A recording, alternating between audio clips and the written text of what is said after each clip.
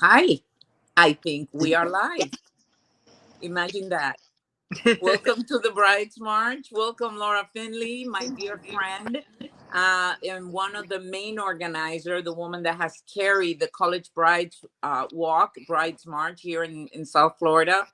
Welcome to our first live, really, you and I. Yeah. We've done Isn't a that lot of crazy? things, but we've never done this. Thank you for the opportunity. And thanks to you for National Brides March for the opportunity. This is exciting. I didn't even know these technologies existed. I know, isn't it great? So it's been 15 years that we've been doing this together. 15 years that Berry University has been hosting us to do the College Brides Walk. And I just want to go over the history with you a little bit because that's how long we've known each other. We literally met and then we immediately hit the ground running. You heard me present on the Brides Walk. I think we met at Florida Atlantic University 15 years ago. And I was, by coincidence, somebody asked me to come and speak because they were not available. And I said, sure, why not? I never miss an opportunity to speak.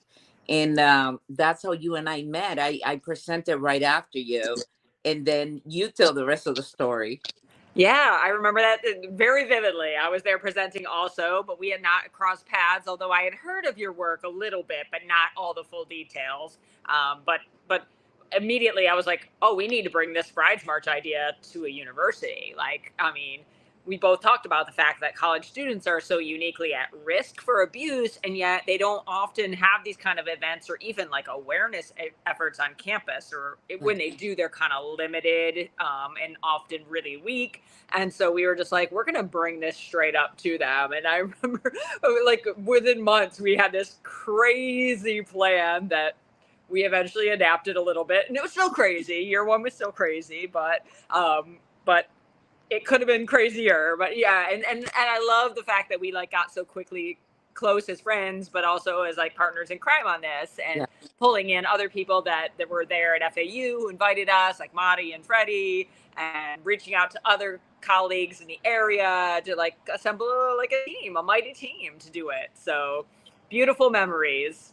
Yep. Pretty amazing. And like you said, I mean, we met at a completely different university. I remember at that time I was having really close ties with Florida International University, which is where I was attending when I did the initial walk. And but then we also brought in Johnson and Wales. We also brought in Nova Southeastern University. I remember Broward Community College at one point also hosted us with the whole dance that we did in the um, the Oh Zumba yeah, we did the competition. Zoom. Oh shoot, I almost forgot about the Zumba. We were gonna like break the Guinness World Record for biggest Zumba, which I don't think we did, but it was a Zumba for a great cause, and we got I'm great pretty media sure we did attention. not. I'm pretty sure we did not. But we did a thing, and there were hundreds of people Zumbaing for a great cause. That was Yes. hysterical. Like we've done some really interesting and unique things as part of all this. Like And we have to, because really, what did we have before? I mean, you've been in this business for a long time. I think in 2001 you were working at the domestic violence shelter here locally, if I'm not mistaken. That's what you told me. You were working at Women in Distress, were you not? a little bit after that, but yes, I was working at Women in Distress. Yes. So you know that for decades we've had one thing and one thing only, which is pretty much walking on Saturday morning with our nice fit clothes and raise money for it, which there's nothing wrong with that. But with all the tragic events that we have, we need to be a little bit more creative. And it's not just to raise money, obviously, because we don't even do it as a fundraiser. In 15 years, we never raised money. We've asked for money, though, to buy food and to buy, but we never raised money. But I think it's interesting that, and I think that's what called the attention of a lot of these college students. Yeah. We have even the transgender community that have been able to, join in with wedding gowns like they do in New York.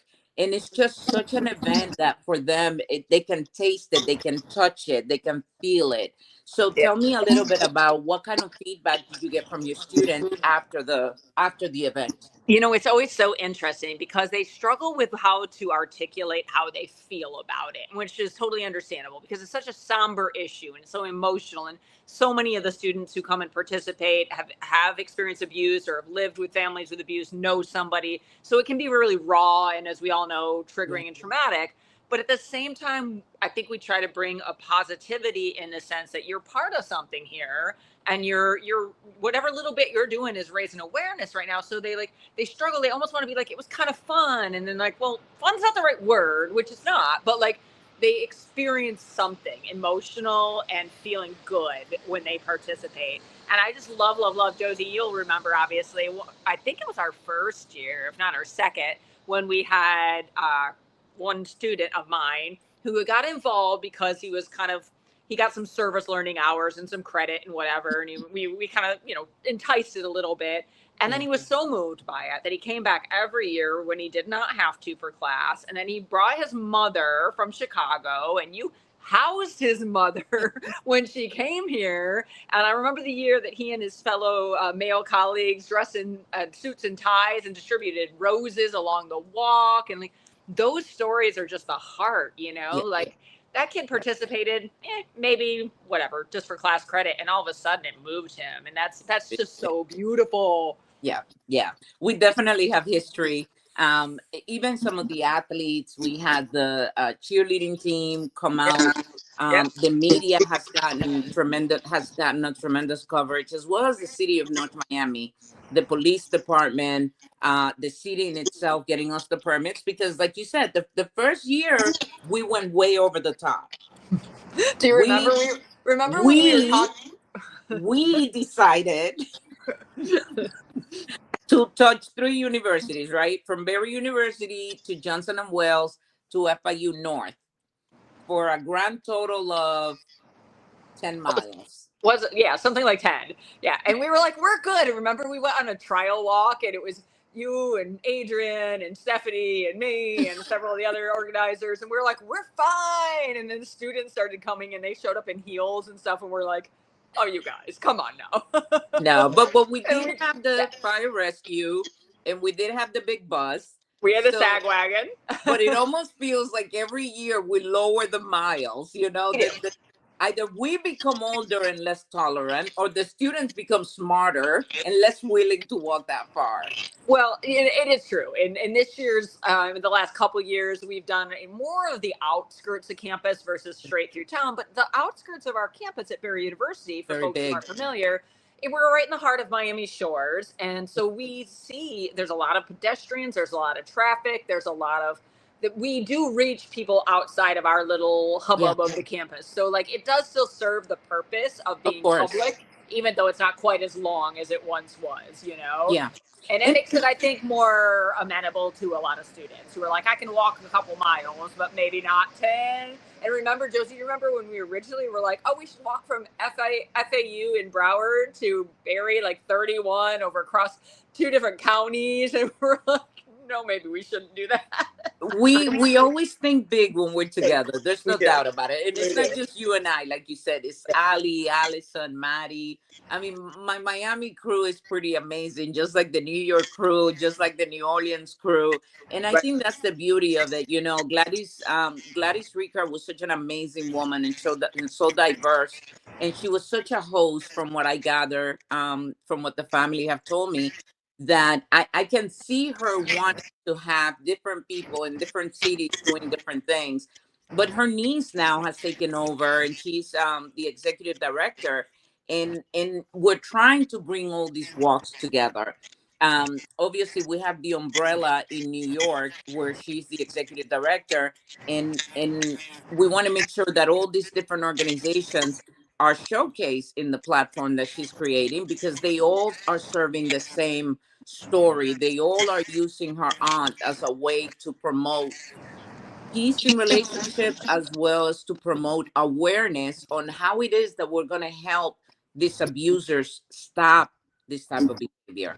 Yep. And I love that there's a National Brides Walk. I know years ago we've talked about, what could we do as a nonprofit or whatever, and that never actualized. But I think this is even better, because it sounds like, now that I'm starting to get to know Letty a little bit, that leadership is so phenomenal to bring all these walks together, even in all over the States, but also in the Dominican Republic. That's phenomenal, and just the support that she's already been able to give us this year at Berry by publicizing, by letting us do this. Like, we got a registrant today, somebody that was connected to the National Brides March. Like, I love that that umbrella is now existing to pull it all together. That's phenomenal.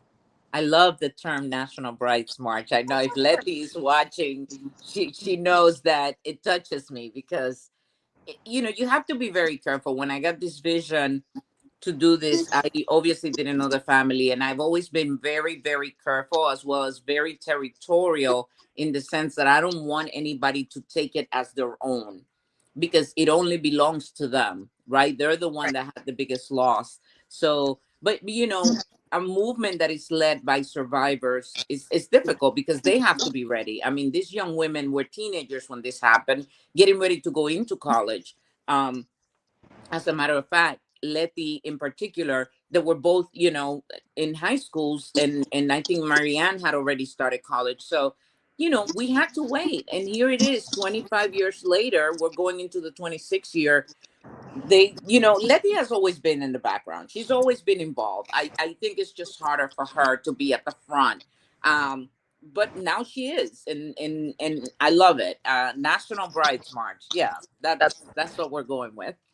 It's Um, phenomenal. You know, and it's funny. I was telling somebody, I was speaking about the walk today at the campus, trying to promote it, whatever. And I was like, you know, it's really bittersweet that for us, it's our 15th year. For you all, much more than that. And it's like, it's lovely because it is a great movement as far as bringing people together and solidarity and survivor stories and awareness and all those pieces. And why, yeah, it just sucks that we still have to do it. Like, at what point can we just be like, don't need to do that anymore? We're good. People treat each other well in their relationships, you know, and obviously we're not there yet, but, you so know, I think this longevity is key though. You know, the fact that we're staying this long. I know Letty for a fact has some ideas about developing some curriculums to offer the system, the core system, so we can help some of these people that are struggling with domestic violence and with behavior management. In other words, managing their behavior. We need to teach them how to maneuver, right? A lot of right. people are against medication. A lot of people don't understand how mental health has a direct impact in the home, right? So a lot of people go without being diagnosed. A lot of people go without really knowing how to express their emotions. Just like your students say, well, I don't know how I feel, right? Or yeah, that was fun. And it's like, wait, no, it wasn't fun because you know, I remember you had a young lady that talked about her brother being killed in a domestic violence incident. This is a very long time ago, and she was in class, and I came to debrief a few days after the march, and she was weeping about her brother and how she had not really put the two and two together. You know, we figure, oh yeah, my brother was murdered. God forbid, my brother, he's still alive and I love him to pieces. But in her case, she said, oh yeah, my brother was murdered, but she didn't really correlate the murder with domestic violence, with Okay. the relationship that he had with the person that eventually killed him. And Right. so I think it's important, and maybe it's been a little bit of a missing link in the movement. And you know, it's always a good time to do better if we can do it better, right? We Yeah. still here, we still present, we still want to make some changes.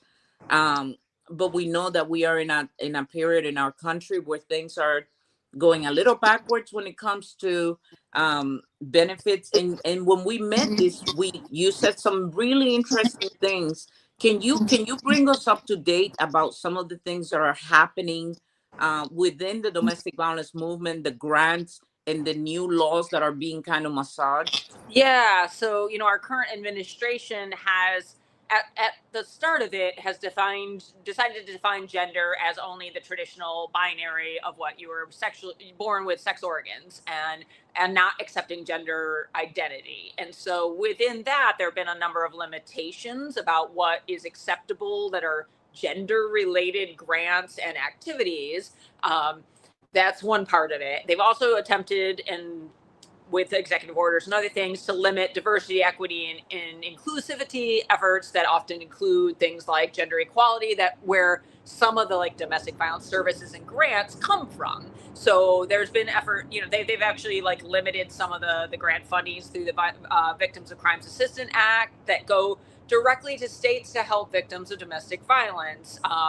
They're as part of the big, beautiful bill, there were limits to SNAP benefits, and some of them specifically limit people, especially undocumented people or people with legal residency status, from obtaining benefits. And we know that a lot of victims, not all, but a lot of victims of domestic violence rely on SNAP and other benefits for their care because they're sometimes financially dependent on abusers or whatever. So it's honestly, it's kind of a nightmare right now in terms of that political scene, which makes, I guess, what we're doing all the more important, because if we can't change it up here, then we got to change it down here and keep it in the grassroots and doing what we're doing. And I think that's one of the most important things that we do through this movement, and you all do through New York and all the other walks, is we raise awareness amongst populations that may not otherwise be aware. We sometimes, like you were saying, Josie, we let people give a name to something that maybe they didn't name what it is, you know? Like, I don't like what happened to me, but I call it domestic violence and call it dating violence, but it really is. And when you can name it, then maybe help seeking can kind of change around that a little bit. And I think through, you know, also the visibility of the walk, because, you know, there's the educational piece of like we do like our opening session and our workshops, but just the visibility of what you did originally with the march and now what everybody does with the walk brings it to the public in such a way that invites a conversation. And that's like a still needed conversation. So, you know, while the political landscape is very dismaying, I feel like we're still doing a piece that's really important within it. As we met last 2 days ago, when we met, or was it a day ago? I don't remember. I don't even know. But when we met, you work for a very small Catholic university, private university, and some of the students there, you can call them privileged, or they may be there on sports scholarships. But these are kids that are going somewhere. I mean, the kids that were in that audience, that were paying attention, and maybe they were not experiencing domestic violence, but maybe they know somebody that experiencing domestic violence and they have already encountered it, or they start dating somebody that may have some behavioral issues.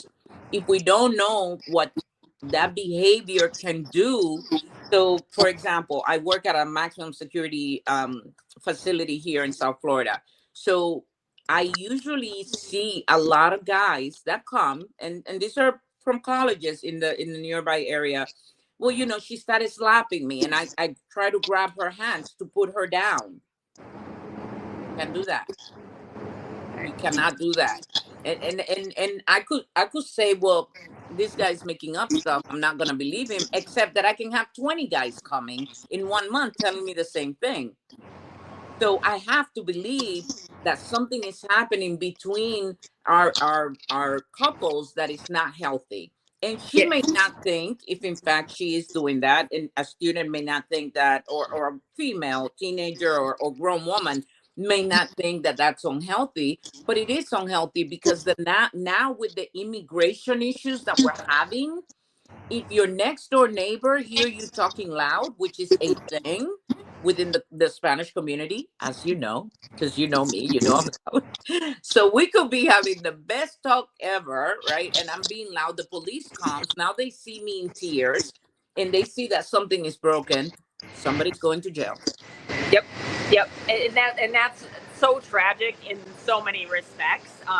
You know, as you know, I'm married to a man who's got Cuban origin, so I 100% understand the loudness and you know, whatever. But I'm grateful never to have been in an abusive relationship, so I would never, you know, I don't connect to this issue on that regard as a personal one. I connect to it because I care about it, whatever. But I think it's really interesting, you know, the things we were presenting to our students. And, you know, we do definitely have some students who are kind of privileged college students, but Barry University is actually very diverse. Working class, very majority minority, very first generation. And so a lot of our students are coming from backgrounds where they've had traumas of different sorts. And like you always say, Josie, like maybe not even ever had an opportunity to kind of deal with them in any kind of organized sense. And so I think that's another thing that we can at least start to address with this group is like, hey, there are people here, there are people on campus, or community providers.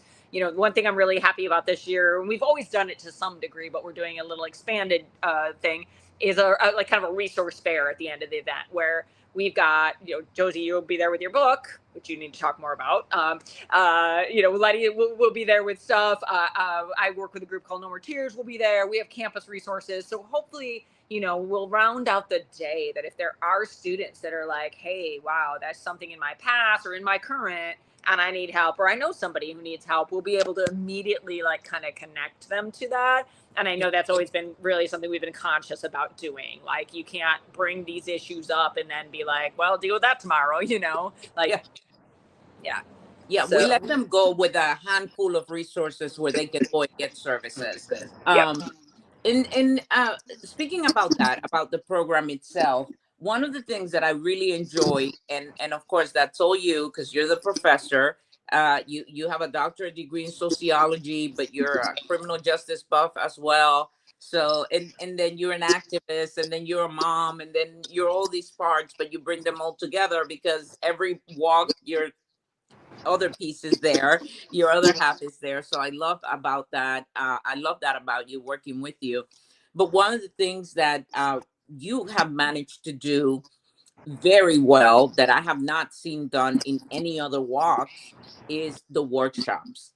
You make time for workshops. You bring experts, you bring people, you fly them in from another state if you have to, but you have really provided a tremendous amount of expertise. One in particular that comes to mind was the woman that came, and I'm not sure she was from out of town, but she was dealing with the pornography, with the dating Yes, the porn, revenge porn. Yes. revenge Oh, porn. Can you talk a little bit about that? yeah. So I don't remember even how she and I connected, but she had had a situation. She was a grown adult in her 20s in a relationship with a man that was outside of the state. And so, to keep the relationship kind of fresh and interesting, they exchanged some photos and videos, as consenting adults may do.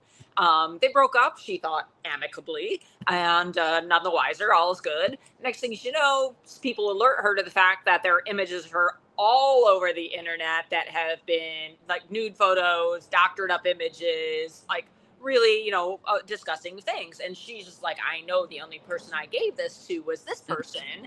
Right. And obviously he was not as amicable as I thought, and he shared them. And so, she was trying to get this all taken down because she was at that time working on a doctoral degree. She was a teaching assistant. She had a career. She did not want this, to kind of loom over her head. So she contacted police initially, and at that time, they're like, there's nothing we can do. You're an adult. You consented to give the images, and there's no law at this time that protects you from him sharing them. Now we do have, because she championed the law, but at that time, no. So they told her to get a lawyer. She called a lawyer, and they're like, well, there's really not a lot we can do here either because, I guess we could go after him for some kind of defamation or something, but this is going to be really long and complicated. Essentially, people were like, there's not much recourse for you in your mid-20s for something horrific that happened to you. And it is abusive. It's technology-assisted abuse, right? So she ended up deciding, I'm going to get on the front end of it. So instead of like shying away from talking about it, I'm going to be an activist, and I'm going to lobby for change in the legislation. So now Florida does have a law, in most part due to her, about what they, again, colloquially call revenge pornography. And it's not the strongest law. There are some limitations to it, but whatever. She worked hard to take her story and go public with it, with all the courage that takes to change legislatively. And I think that that's like one of the beautiful things that can come out of not only our walk, but all these walks, is people who, find a space, right, that I need to move on that particular issue. And that's phenomenal. It is. And, that platform that we created at the College Brides Walk at Berry University is pretty powerful. I mean, we have students, but we also have law enforcement, we have lawmakers, we have media. And so I was so proud of her when she came on stage and shared her story, because it does take a lot of courage to do that. I'm Yeah. hearing a lot of feedback. Do you hear it too, or is it just me? I don't, but it may be on my end. I'm outside because that's the clearest signal I got, but I'm outside and I live near the airport. So you may be hearing airplanes going by, and I apologize for that. No, and shield that's fine. I have a train nearby too, but it's not that I hear. I hear something Okay. else. That's okay. Okay. Yeah, but Um, I don't hear that. But you know okay. what, to what you were saying about the workshop, Josie, I think that is really important. I mean, I like that would be part of any walk, but it's not the right thing for every walk, of course. But for us on a Setting. Yeah. college campus, that makes sense, right? Our primary goal is education. So we want them to feel activated to activate, but we Yeah. also want to deepen that educational piece. And so I'm really excited this year that you're going to be leading a workshop. I'm on trauma and abuse and healing. And then we have some folks from the Coalition of Immokalee Workers, which is an organization, nonprofit organization out of Immokalee, Florida, not terribly far from Miami, that's Yep. primarily an agricultural area. It's where most of the tomatoes in Florida come from. That's the primary crop. And unfortunately, a lot of the agricultural workers face a lot of abuse. There's a lot of trafficking cases out of there, Yep. and in particular, sexual assault, harassment, and abuse. So I'm really grateful that those folks are going to be able to present a workshop about their work on trying to contest trafficking in their community and other forms of gender-based violence. So between those two workshops, that's like amazing to be able to bring to our students. And we're lucky that you and they are willing to do them twice so that students can attend one and then swap it out and go to the other. You know, it's Yeah. a lot to ask of presenters, so I appreciate that, but I think that's going to be really cool. I'm glad that we have a captive audience. It's important, and I know that I was in college when I did this walk, and I was in high school when I was abused by my own personal boyfriend, and I know how important these things are. When I was in the Dominican Republic before I came here in the 80s, there was a big campaign about drugs, because drugs was basically killing us. Um, Cocaine and the trafficking and all of that. And I remember going to a Catholic school. Everybody goes to Catholic school in my country because that's what we do. The public schools are like not very healthy. In any event, um, the campaign that they had against drugs was so powerful that I never forgot. And yes, I was exposed to drugs for a year in my relationship and with my relative. My mom, unfortunately, did a lot of drugs when I was here with her. And, but I think that is the one thing that did not allow me to become a drug addict. The fact that I had seen those campaigns over and over and over again, and so I was able to say, you know what, this is not what I want, because those things were already ingrained in my head that that was not the way I wanted to go. So Yeah. if we start doing the same with healthy relationships, that the second our daughters or our sons walk into a relationship where there is this level of being possessive, putting you down, belittling you, degrading you, not seeing you, not seeing your strength, but focusing on any weaknesses that you may have, that you immediately say, wait, hold on, Yeah. take a minute here. This is not what a healthy relationship should look like. And I think that's what we're trying to do. And, for 15 years, I've seen you do it and do it hard. You not only work with Barry in this area, specifically has extracurriculum activities for the students, but you also do it with No More Tears. You have helped actually some of my clients get out of abusive relationship through No More Tears. So it's one of those things that, I know you're committed, and I think that's why we stay in contact, because we can really get the work done. And we may not talk for a year, but it's like, hey, it's time again. What are you up to? Yep. Can we chat and Yep. pick up right where we left off, which is And it beautiful. shouldn't be another year, but if it had to be, it had to be. But yes, we are amazing partners in crime, because I think we both have that commitment to, like, whatever we can do to reach young people, we've since we've been doing the Brides Walk at Barry, we've also done things like adding music and arts and different elements that like reach people in different ways, Yeah. right? And so not everybody can do that, but we can do that. So we're lucky enough to have this year we have a vocal performer who's a faculty member. We have some theater students doing a monologue. Just like any way you can reach that population, like that education piece of it is not just a classroom-based education, and we can't rely on the home for that, because as you said, sometimes the home is where it's happening, and so those people are not situated to talk about healthy relationships and healthy boundaries. So whatever we are doing to help fill in that gap is the best we can do, and great. I mean, Yeah. It's a vulnerable space to be, even when we're there the day off, even when you go and talk to your clients, by your students, by yourself. It doesn't matter where we are. When we talk about domestic violence, it's always vulnerable. And I say that because even as I get ready to release this book, and somebody just texted me while I was listening to you, but the level of vulnerability that it takes to release a book, to write a book, to share that book with the world, like that lady with revenge porn did, and like I'm getting ready to do with my book. It takes a lot of courage, and I don't say that to pat myself in the back. I say it because it is hard to talk about hard things. absolutely. And you should give yourself a pat on the back, because damn it, you've been doing this for a lot of years, and now you're doing it in a different way with the release of the book. But it's absolutely hard. And last year we had previous years, as you noted, we've had people with very raw stories that I remember you and I sitting with some people kind of coaching them, like, are you sure you're ready to share this? Because if you're not, then you should not. Like, your time may come or it may not that you share it in a public fashion. That's not for everybody. But if people are willing, that is, of course, very powerful. This year, again, I'm excited. We have a student. He's not necessarily identifying as a survivor, but he's heard some things from his male peers that he's very disturbed by, about how they talk about women. And he reached out to me and was like, can I be involved with this? Because I love my university. I really want to be there. I think it's a great place, but this is disturbing and I want us to do better. And I was like, can you please do something? And so he's uncomfortable public speaking, but he's going to make a short video that we're going to air about his concerns. And I'm like, that's like, we're reaching folks in those ways. Cause like, Yeah. he reached out to me because he knew we do this work, and that's why he was like, oh, that's a person I could approach to do that, So like that vulnerability that you're saying, like, I love that when, as difficult as it is, students embrace it too, and they reach out and they try to find help, or they try to find a way to be part of the change. That's amazing. Yeah, indeed.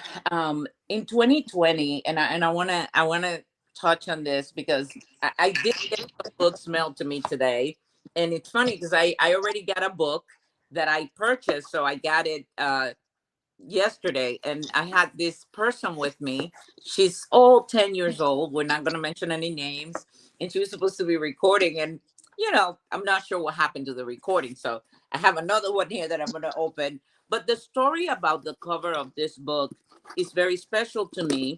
But I want you first to tell me, so that I can introduce the story of my book. I want you first to tell me, what did you do in 2020 when we had COVID, or was it 2021? Well, I mean, it broke in 2020, so we had the walk in 2020 before that. Yes, And we then did. we did it in February at that time instead of March. So we made Yes. it before that. But then 2020 and 2021, we were still, as a university, virtual at that point, like 100% virtual until the following fall. So we adapted the best we could do. And we did a whole series of virtual events, which honestly wasn't the best, but also was good in a lot of It was respects. very good. It was, because we were able to add some additional programming. Like, we did like an arts night that were musicians performing all on Zoom, and different workshops on Zoom. And we could add a little bit more that we knew if we were physically doing it, we would probably not get a lot of attendees, because that's just a lot to ask of people. But people were looking for stuff to do. And so, I felt like our adaptation was pretty cool. And we also asked people to do their own virtual walks, because we couldn't have a collective walk. Thank And you. we did get a lot of people who did that, and we were like, take pictures, show us you walk with your mother, your son, your daughters, whatever. I have a great photo of a guy who walked with his 2 daughters and took pictures, and he's like, hey, this is me doing my college brides walk. And so, you know what, we pivoted, and it was not a bad pivot. You did it. You set that up. It was amazing. And I know you and your sisters, you're both runners, so you got into this app. What was Strava. the app that you asked us to use? Strava. Yep. For tracking Strava. your walks or runs. Yep. So okay, so I'm opening the case again. These are some copies, but then I'm going to tell you that I did my 2021 Brides Walk around this lake. Oh, And these are the author copy. That's why it's like that. It was around this big lake where I took this picture that I did that walk, and I came to this apartment. Um, I stayed there for a couple of months to work on the book because it was so emotional. And so I remember Stephanie meeting me here, and we went around the lake a few times. But this is a place that was very healing for me. This is a place where I went to heal, and it's not far. It's right by Cooper City, by the university. But I think that the thing about healing is that we need to find a place to heal. You cannot heal in the same environment where you got sick or around the same people that make you ill. In my case, I have a very strange relationship with my mom. So I have to protect myself so that I don't become more toxic towards my kids by keeping this relationship. Anyway, we're gonna wrap it up. I just want to thank you, Laura, for everything that you do and for embracing this movement, just like you embraced me and the Ricard family. I want you to tell us briefly as we close, where is it that we're meeting, what time, and how can folks help to make Friday, this Friday, an amazing event, and what would they be missing if they don't show up?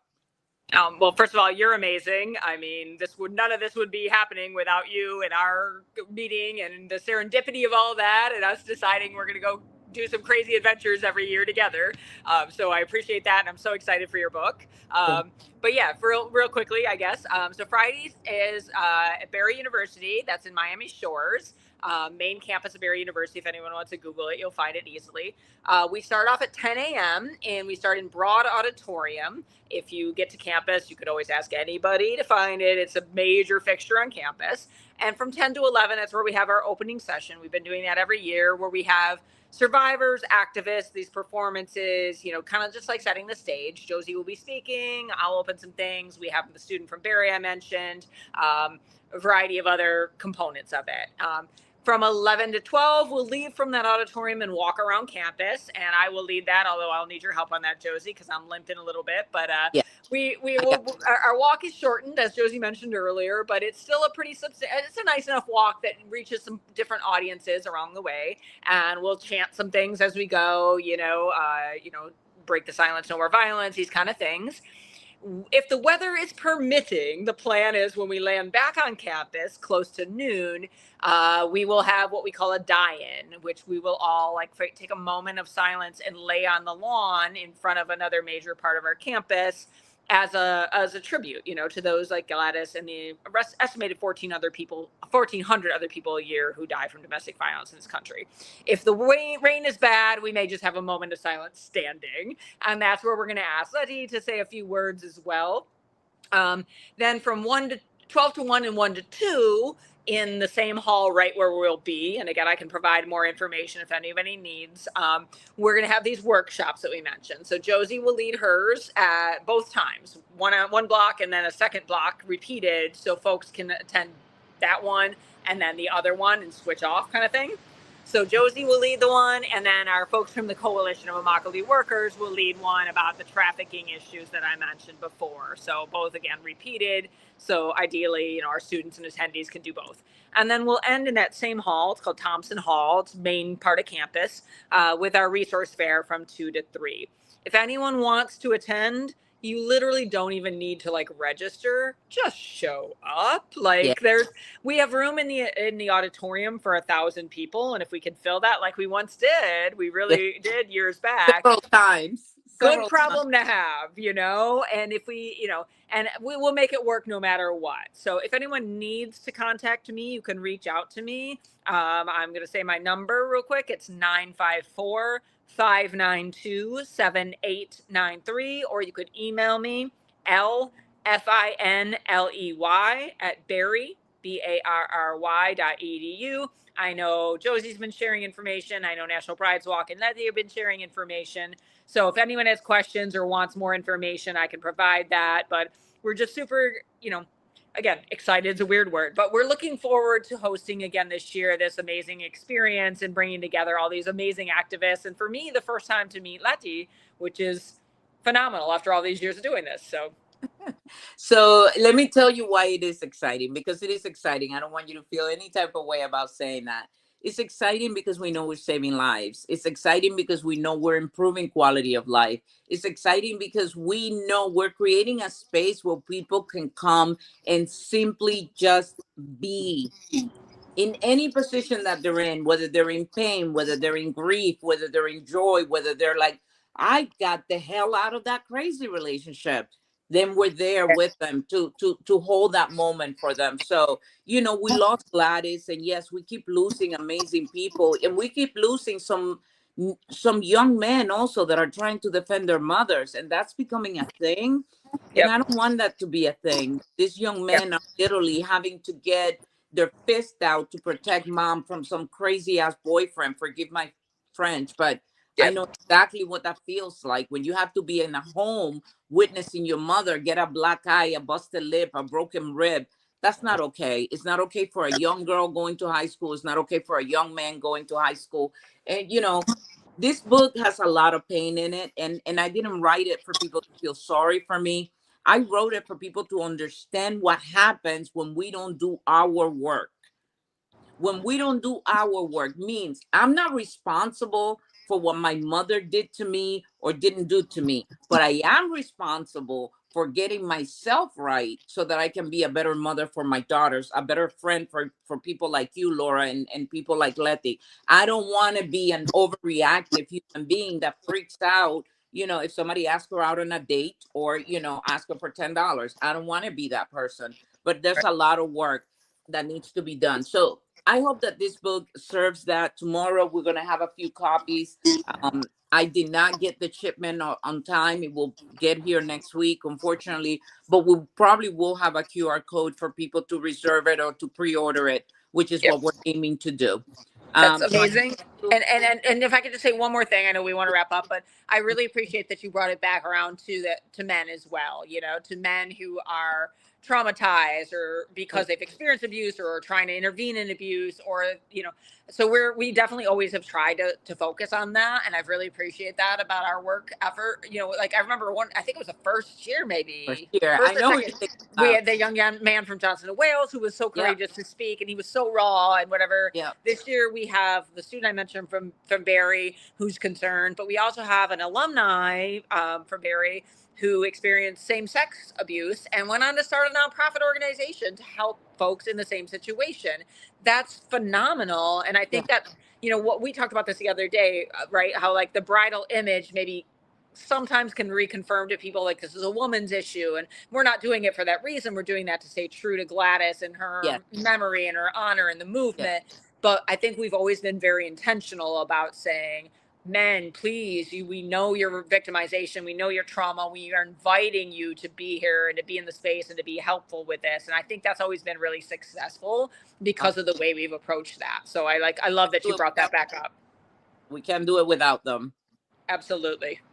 Thank you, Laura. I love you bunches, and I'll see you Friday early in the Love morning. you too. Thank you so much. Chaito. Bye. Thank you guys for being here. I know Thank my you, everybody. will take us out. So thank you.